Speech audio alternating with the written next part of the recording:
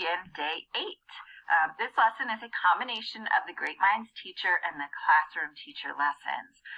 We will begin our novel, Thunder Rolling in the Mountains, and I'm super excited. So we'll need a couple of things for this lesson. You're going to need your novel, Thunder Rolling in the Mountains. You either got this on the first day of school or you got this in your remote learning resources, materials, pickup, whatever that's called.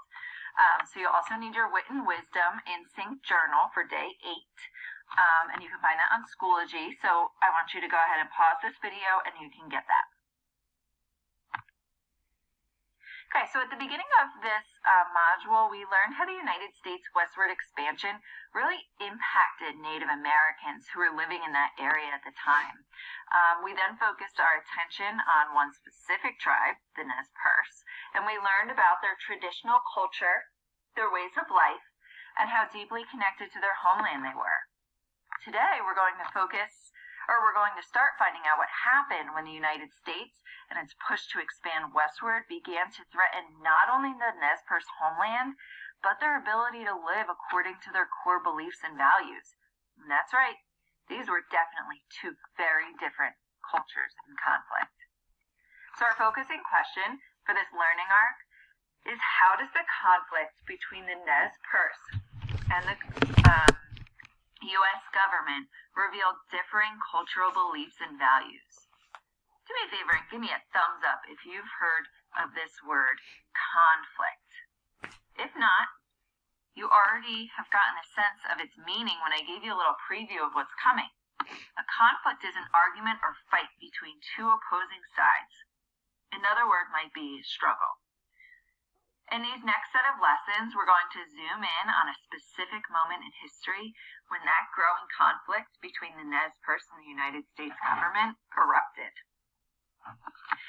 This story is the story about this conflict is fascinating, and as you're reading, I want you to really think about what this conflict shows about each of the group's beliefs and their values. What better way to learn about this very tumultuous moment in history than by reading this fabulous book? Today we're going to begin reading the historical fiction novel called Thunder Rolling in the Mountains by Scott Odell and Elizabeth Hall. Fun fact is Scott Odell began writing this book and he died before finishing it. He was working with his wife, Elizabeth Hall, on the research for this novel, and she finished writing it after his death. I love this book. One of my favorite things about starting a new book is looking at the cover. I love to look through it and think about the titles, and think about where the book might take me. So let's take a peek at those front and back covers. So you can either use my screen or the book that you have at home. But first I want you to take a minute to study the front cover. The title, the author's names. What's the title make you think about? Have you read any other books by these authors? Look at the picture closely. What do you notice and wonder about it? Pause the video and go to your InSync journal to notice and wonder about the front cover of your book. Okay, now that you've noticed and wondered about the front cover, I want you to notice and wonder in that same chart here on your Day 8 InSync journal about the back cover. So I want you to go ahead and read the text on the back cover and pause and add to your notice and wondering chart now.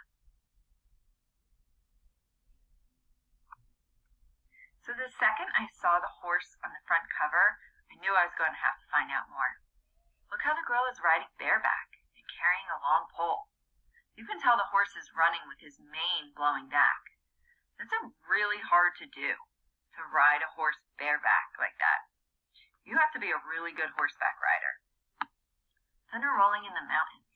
Maybe there's a storm. Look at how beautiful those mountains are. Remember the video we watched about this land? Take a minute to read the back cover of the book and add to that notice and wonder chart, or anything else about the front and back you'd like to add. So our concept framing question today is, what do I notice and wonder in Chapter 1 of Thunder Rolling in the Mountains? Let's get reading. Before we start, I want you to make sure you have your Notice and Wonder chart easily available on your computer. We will be listening to Mrs. Cade, a teacher from Whitman, read Chapter 1. She has the text on the screen, but you are more than welcome to follow along how you feel most comfortable. You have the book, you can listen, you can pause and read on your own, or you can follow along on the computer. Whatever you prefer is fine. But while we're reading Chapter 1, I want you to notice and wonder in this chart on your Day 8 in Sync journal.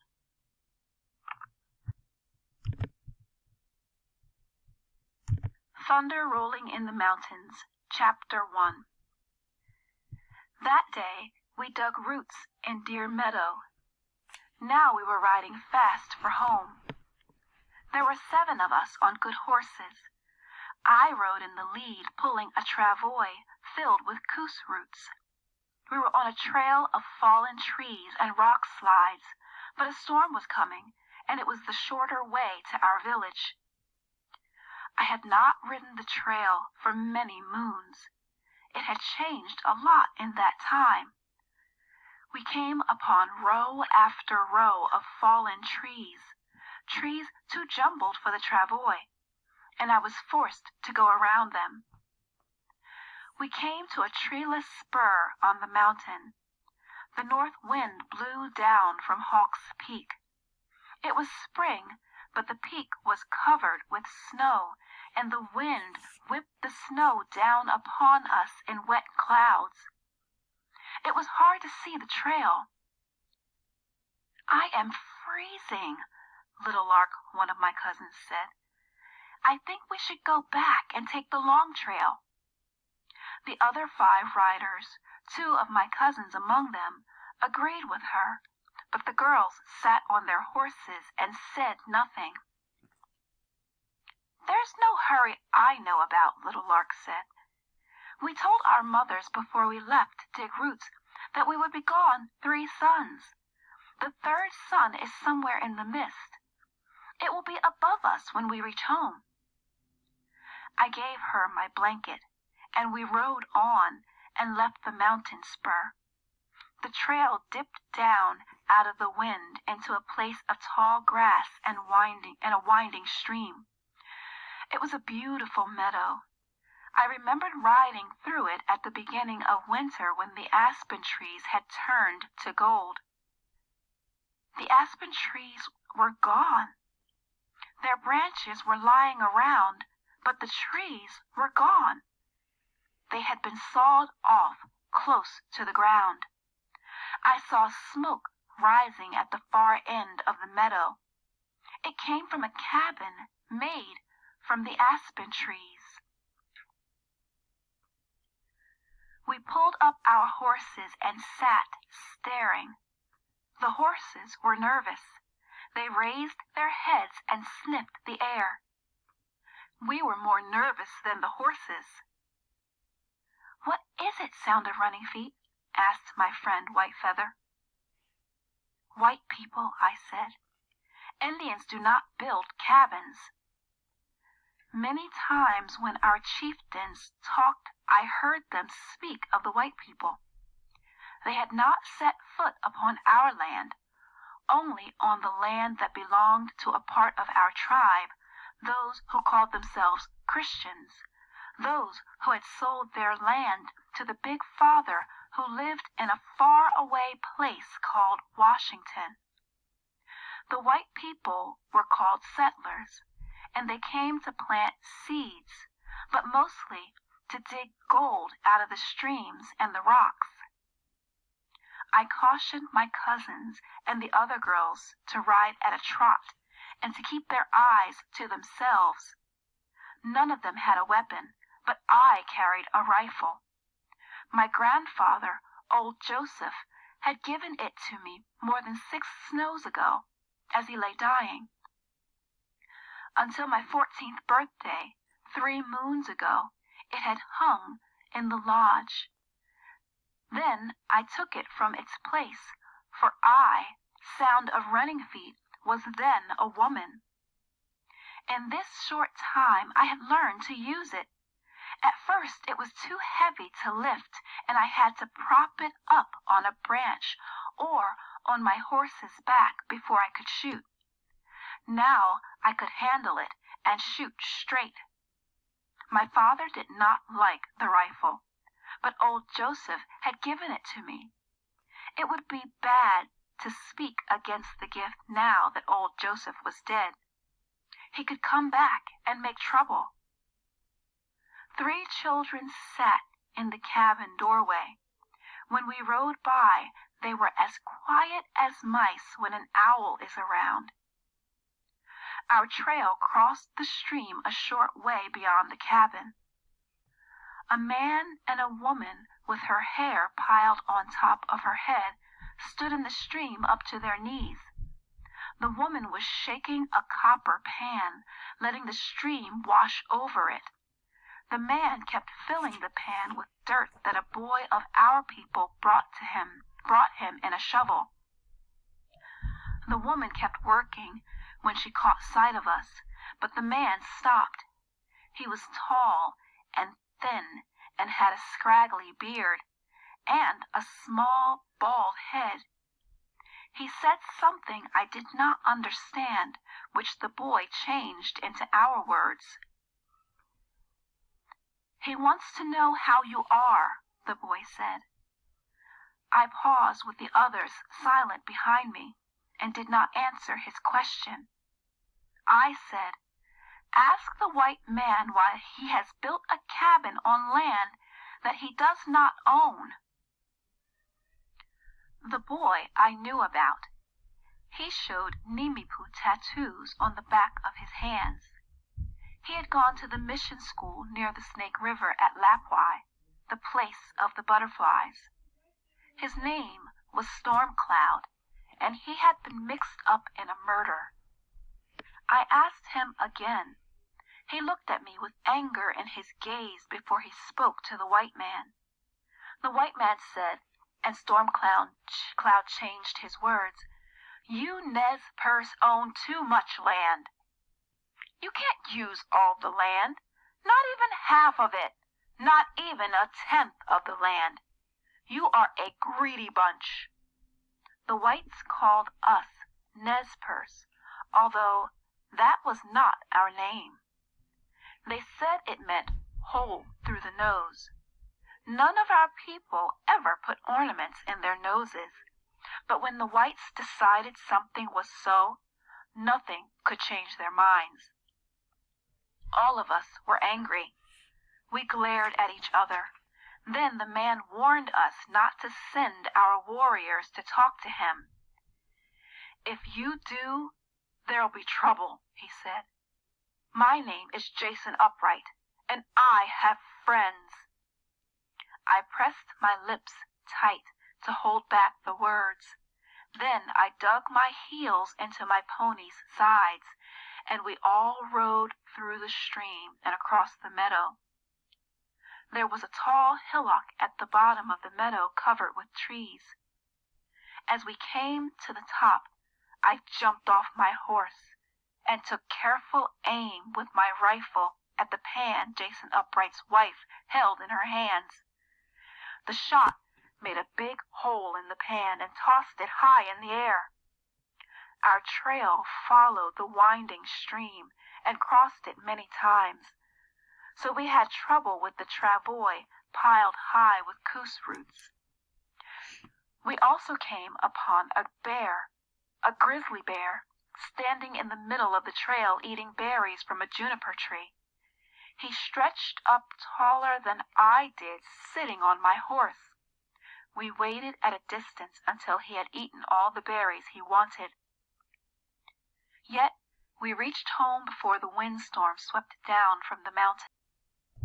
Sorry, pause this video, and I would like for you to go notice and wonder in this notice and wonder chart on your day 8 instinct journal.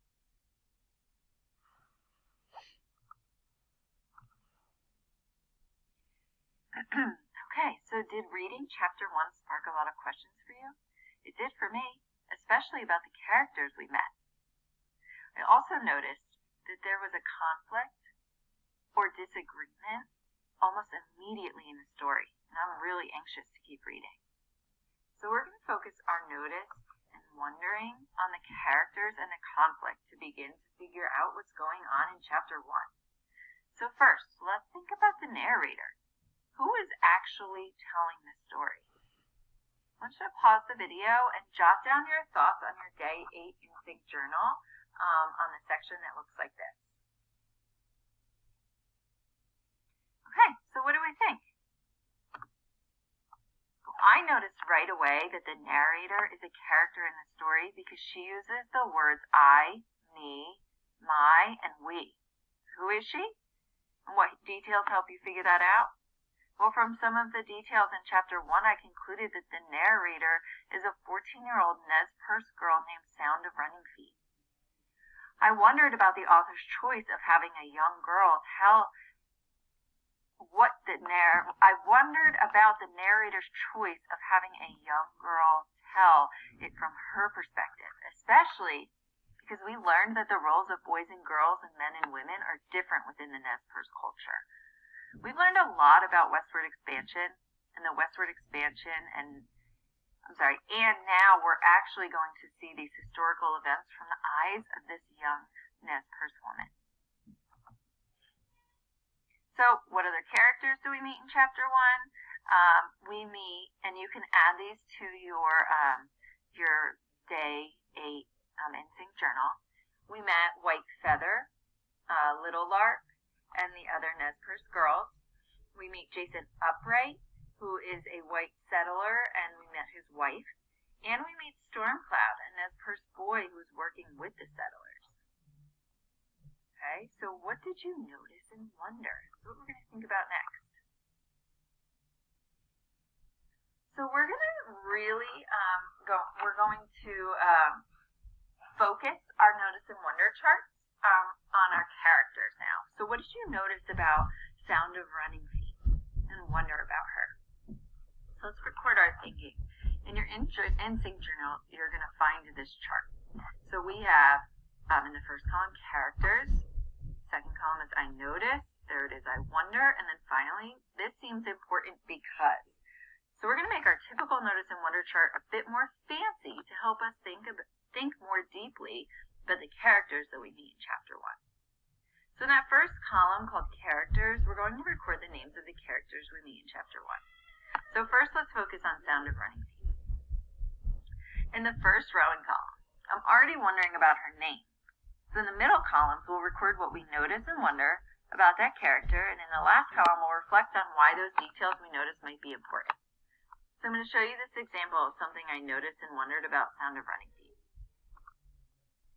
So I was thinking about the scene where Sound of Running Feet and the other Nez Perce girls ride past the white settler's cabin.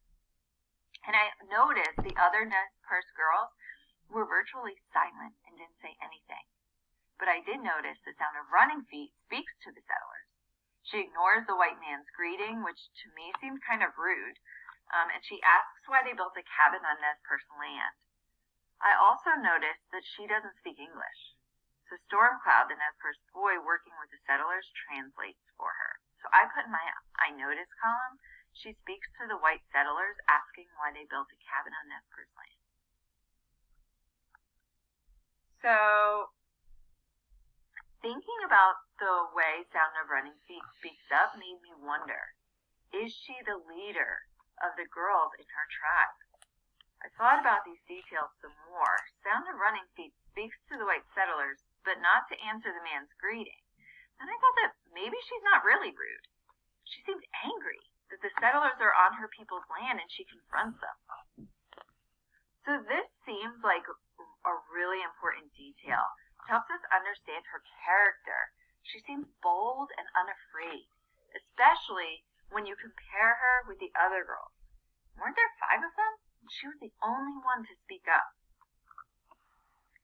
Okay, so I've added the first example into your instinct journal for you.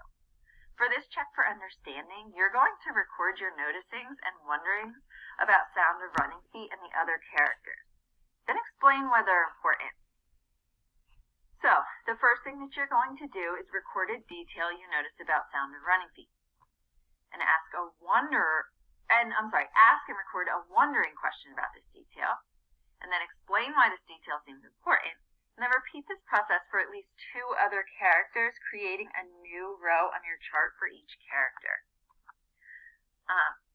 You're going to look for one more notice and one more wonder and why it might seem important for sound of running feet, the White family, and storm cloud. So I've added those characters in for you. You can go ahead and pause this video, and I would like for you to complete the graphic organizer that looks like this in your Day 8 Instinct Journal now. Okay, so remember, a conflict is an argument or fight between 2 opposing sides. In a story, we often use conflict to mean a problem that characters face in a story. So for example, a character might struggle with something inside themselves, or our character might struggle with something in the outside natural world which is out of their control. Did you notice the conflicts between these characters in the chapter? What do they argue or disagree about? Go ahead and pause the video to record this definition, both definitions, in your Instinct Journal. There is a spot for it. Okay, so let's record what we notice and wonder about a conflict in Chapter 1. You'll want to have your Instinct Journal open to this section. Rather than focus on the characters like we did in that first chart, we're going to focus on the conflict. In the first column, we'll record the characters and the characters who are involved in this conflict. So for this first conflict, we have sound of running feet and the white settlers. So did you notice a conflict between sound of running feet and the white settlers? Then in the middle column, you'll record what you notice and then what you wonder about this conflict.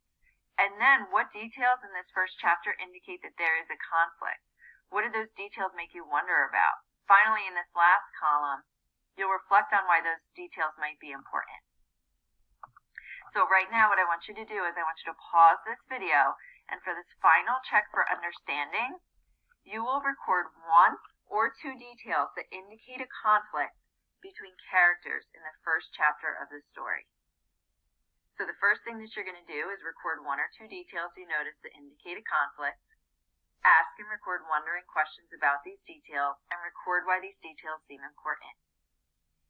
When you complete this, you may go on to the next, come back to this video and we'll go on to the next slide. So go ahead and pause and do this now. Okay, so that first chapter really drew me in right from the start because I could tell there was a conflict brewing between the Nez Perce and the settlers moving onto their homeland. There also seemed to be a conflict within the Nez Perce tribe. Sound of Running Feet said that some of the tribe members sold their land to the Big Father in Washington, D.C. I wonder if she meant the U.S. government. Did you also notice the boy with the white settlers? Do we think that he was Namipu or Sound of Running Feet's people? I wonder why he was with the settlers, working for them and translating for them. I'm really excited to continue this book, but we have one last assignment for today. In your Instinct Journal, you're going to answer this question. How does the conflict in Chapter 1 connect to or support what you already know about the impact of westward expansion on the Native Americans? So I want you to think about the conflict between Sound of Running Feet and the white settlers, and think about the impact of westward expansion on the Native Americans and how that conflict connects to or supports that impact. So here's what you must have. You must answer the prompt question. You must provide at least 1 piece of evidence from a previous reading to help support your answers, so you can look at handout 2A or 3B in your workbook. You must provide at least 1 piece of evidence from Chapter 1 of the story Thunder Rolling in the Mountains to help support your answer, and you must have correct spelling, punctuation, and grammar. This will be a graded assignment to show me that you are able to pull evidence from different sources and to support your answer. And you're going to type that in this box down here on your Day 8 Instinct Journal. And when you're done, you have completed your Day 8 lesson, both the the Great Minds teacher and the classroom teacher lesson. So wonderful job, and we will pick up with day 9